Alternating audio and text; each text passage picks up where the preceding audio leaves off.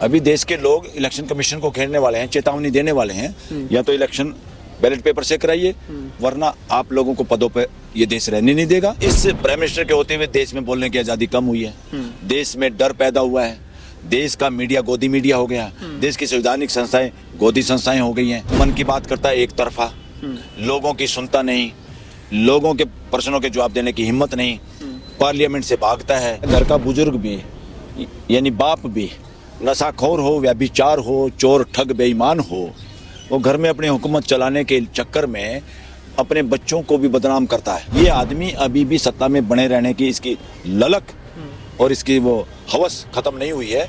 ये आदमी देश का बहुत बड़ा नुकसान कर सकता है। अरे सर्वे करके देख लो, टॉप में नरेंद्र मोदी खुद दिमागी नक्सल है और उसके साथ में उसका वो गृह मंत्री, ये दिमागी नक्सल है। आरएसएस एक फैक्ट्री है दिमागी नक्सल पैदा करने के लिए, और दिमागी नक्सल जो सबसे टॉप का होता है उसको वो एमएलए एमपी के इलेक्शन लड़ाते हैं, उसी को सीएम पीएम बनाना चाहते हैं। दोस्तों नमस्कार, मैं नाम है अरुण और आप देख रहे हैं टाइम्स एक्सप्रेस। फिलहाल मेरे साथ जो है बलराज मलिक जी है, सुप्रीम कोर्ट के वरिष्ठ वकील हैं। इनसे बातचीत करेंगे जिस तरीके से पूरे देश भर में छात्र आंदोलित है। जैसे आपने देखा पहले जैन जी प्रोटेस्ट कर रहे थे, अब जैन अल्फा भी जो है सड़कों पर उतर आए हैं देश के अलग अलग हिस्सों में, चाहे वो मध्य प्रदेश हो, राजस्थान हो या फिर उत्तर प्रदेश के अलग अलग जिले, जिसमें देखा गया कि लखनऊ के अंदर छात्रों ने विरोध प्रदर्शन किया और आज जो है आजमगढ़ में भी जो है छात्र सड़कों पर उतर आए। तो इसको लेकर बातचीत करते हैं। सर, आप कैसे देख रहे हैं जो देश में जो युवा है, जो बच्चे हैं, तो जैन अल्फा जो छोटे छोटे बच्चे हैं वो भी सड़कों पर उतर आए हैं, कैसे आप देख रहे हैं ऐसी स्थिति क्यों पैदा होगी पूरे देश भर में सड़कों पर आ गए, छोटे बच्चे सड़कों पर आ गए? क्योंकि व्यवस्था की जिम्मेदारी जो है, जिनको आप कहते हैं सत्ता में सरकार में जो लोग हैं, वो काम ही नहीं कर पाए जी। वो सब ठगी ठोरी में लगे हुए हैं, अपना घर बनने में लगे हुए हैं या लगातार सत्ता में बने रहने की कोशिश में हैं। उन्होंने दिया जी। वो राजा की तरह व्यवहार कर रहे हैं, वो शासन समझ रहे हैं इसको, वो इसको राजशाही समझ रहे हैं।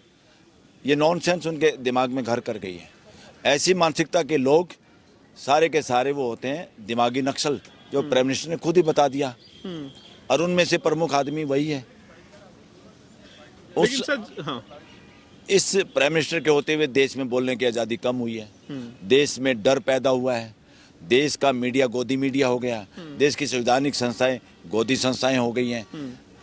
अपनी बात मन की बात करता है एक तरफा, लोगों की सुनता नहीं, लोगों के प्रश्नों के जवाब देने की हिम्मत नहीं, पार्लियामेंट से भागता है, वंदे मातरम गा के अपने आप को देशभक्त दिखाता है।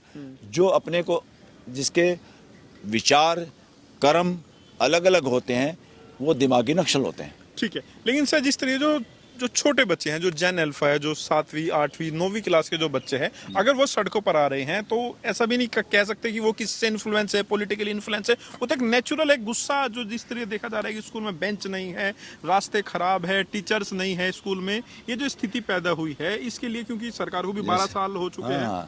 कई बार क्या है, घर का बुजुर्ग भी यानी बाप भी नशाखोर हो, व्यभिचार हो, चोर ठग बेईमान हो, वो घर में अपनी हुकूमत चलाने के चक्कर में अपने बच्चों को भी बदनाम करता है जी। गांव में, गुहांड में, शहर में, मोहल्ले में, कि मेरे बच्चे बहुत गलत हैं, मेरी वाइफ बहुत गलत है।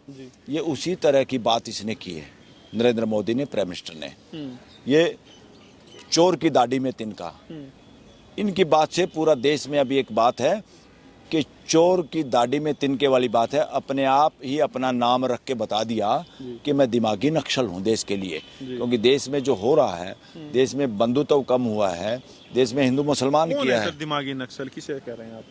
अरे सर्वे करके देख लो, टॉप में नरेंद्र मोदी खुद दिमागी नक्सल है और उसके साथ में उसका वो गृह मंत्री, ये दिमागी नक्सल हैं। तभी तो इन्होंने अपने दिमाग लगा के नक्सलाइट की तरह काम किया, लोगों की आवाज़ दबाने के लिए, लोगों में डर पैदा करने के लिए। हमारे युवाओं पे पैलेट गन चलवाई, लोगों को मारा, लड़कियों को पुरुष कर्मियों ने मारा, बिना पुलिस के, बिना नेम प्लेट की पुलिस ने ऐसे व्यवहार किया जैसे दूसरे देश में या आतंकवादियों के खिलाफ काम करते हैं। जी सर, दिमागी नक्सल जनता पार्टी बन गई। अब अगर कोई भी कुछ भी बयान दे दे, जैसे पहले सीआई साहब का बयान आया तो उसके बाद कोकरोच जनता पार्टी बन गई, अब मोदी जी ने एक बयान दे दिया, इसके बाद एक नई पार्टी बन गई। तो अब तो कोई कुछ भी कहेगा कि नई पार्टी बन गई, इसलिए नई पार्टियां बनेंगी ना, कि जो सोचने वाले लोग हैं, उसने गाली तो उनको देने की कोशिश की, उनको डराने की कोशिश की।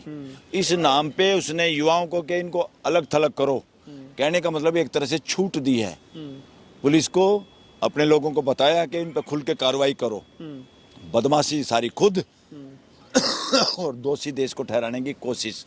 ये आदमी अभी भी सत्ता में बने रहने की इसकी ललक और इसकी वो हवस खत्म नहीं हुई है। ये आदमी देश का बहुत बड़ा नुकसान कर सकता है। इसलिए देश की जनता चाहती है इस जोड़ी को धक्के दे के बाहर करने की, इस्तीफा लेके बाहर करने की, क्योंकि अगर सरकारी कर्मचारी भ्रष्टाचार करता है, जज भ्रष्टाचार करता है नीचे की कोर्टों में, उसको कंपलसरी रिटायर किया जाता है। ऐसे देश की जनता लोकतंत्र के अंदर इस तरह के भ्रष्टाचारी लोगों को, इस तरह से आतंकवाद पैदा करने वाले नेताओं को जबरन रिटायर कर सकती है। ठीक है सर, ऐसा क्यों हो रहा है कि मोदी जी या फिर सरकार की तरफ से जो भी बयानबाजी होती है, जो भी कदम उठाए जाते हैं, सारे उल्टे पड़ रहे हैं? ऐसा क्यों हो रहा है? अरे भाई, अब तक तो सब ठीक चल ही रहा था। आपकी नीयत में खोट हो तो सब कुछ उल्टा ही तो होगा। हाँ। इनकी नीयत में खोट है, ये खुद खोटे हैं। नीयत में खोट है, खोटे हैं। जिसकी नीयत में खोट, आरएसएस ने इन लोगों को, आरएसएस एक फैक्ट्री है दिमागी नक्सल पैदा करने के लिए, और दिमागी नक्सल जो सबसे टॉप का होता है उसको वो एमएलए एमपी के इलेक्शन जराते हैं, उसी को सीएम पीएम बनाना चाहते सर हैं। मेरा आखिरी सवाल है, यूपी में विधानसभा चुनाव भी होने जा रहे हैं। ये जो छोटे बच्चे जो सड़कों पर उतर आए हैं, जैन अल्फा, इसका क्या असर होगा यूपी चुनाव में? पूरा अब तो जैन अल्फा जैन जी इस बात पे भी उठेगा कि सारे देश की नदियां, हमारी नदियां, हमें पवित्र पानी चाहिए। जो इसके किनारे पे बस के होटल और ये मंदिर मस्जिद कुछ भी है बने हुए, जो इनको गंदा कर रहे हैं, साफ सुथरी नदियां चाहिए देश को, साफ सुथरा वातावरण चाहिए। दिल्ली में सबसे घटिया राजधानी पूरी दुनिया की हवा के मामले में अब जैन जी, जैन अल्फा और सारे लोग मिलके इन बातों को के लिए आंदोलित होंगे कि हमें सुनिश्चित करो साफ सुथरी हवा, साफ सुथरा नदियों का पानी, साफ सुथरा बिना मिलावटी खाना, दूध, सब्जियां। तो वो सब कैसे होगा? इनके बस की बात नहीं। ये लोग तो देश के ही संस्थानों को बेच के उसमें से बीच में से 2 नंबर का कमीशन बीजेपी के दफ्तर बनाने में, आरएसएस के दफ्तर बनाने में, और एक्स्ट्रा पैसा सेठों के पास रख के इलेक्शन में खर्च करके और किसी भी तरीके से चोरी चकारी से सरकार बनाने में इनका विश्वास है। तो यही लोग दिमागी नक्सल है। सर यूपी में चुनाव होने वाला है, आप लोग लगातार आंदोलन भी करते रहे ईवीएम को लेकर। अगर यूपी में चुनाव होता है, ईवीएम से चुनाव होता है, तो क्या माना जाए, किस तरह के नतीजे होने वाले? मेरे को तो ये पता चला अभी आंदोलन होने वाला है ईवीएम बैलेट पेपर से। हाँ। अभी देश के लोग इलेक्शन कमीशन को घेरने वाले हैं, चेतावनी देने वाले हैं, या तो इलेक्शन बैलेट पेपर से कराइए, वरना आप लोगों को पदों पे ये देश रहने नहीं देगा, और देश में ईवीएम से इलेक्शन अब नहीं होगा।